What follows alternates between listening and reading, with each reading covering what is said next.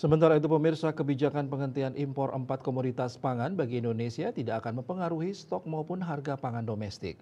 Hal itu disampaikan Menteri Koordinator Bidang Pangan Zulkifli Hasan. Kantor berita antara Zulkifli Hasan, Zulhas mengatakan bahwa saat ini kondisi stok maupun harga pangan mayoritas dalam kondisi yang aman dan stabil. Biasanya di bulan Januari harga pangan naik, namun harga kini stabil.